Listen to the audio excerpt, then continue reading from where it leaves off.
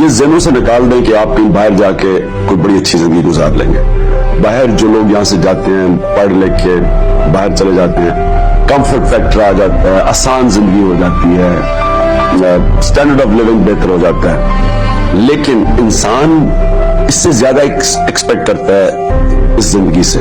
انسان اور جانور میں یہ فرق ہے کہ جانور آتا ہے, کھاتا پیتا ہے, بچے پیدا کر کے مر جاتا ہے. انسان اگر صرف اس جانوروں کے لیول پہ رہے تو وہ ایک لو لیول ایگزسٹنس ہے.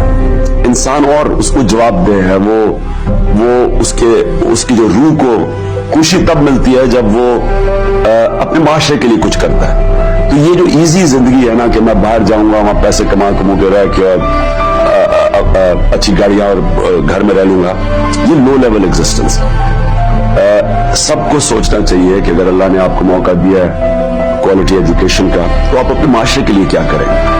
اور یہ جو پاکستان آپ کا ہے یہ ایک بڑی یونیک ملک ہے, اس میں بہت وسائل ہے, اس میں بڑی پوٹینشل ہے.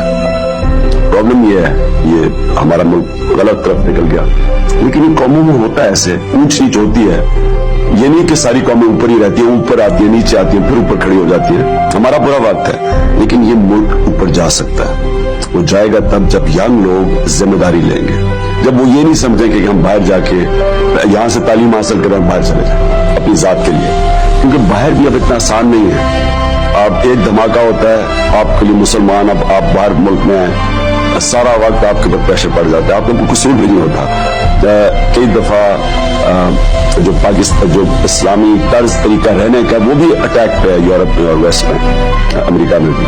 لہٰذا اس ملک کو ٹھیک کرنا ہے, اور اس ملک کے لیے ایک چیز یاد رکھنا ہے, فائنل میری چیز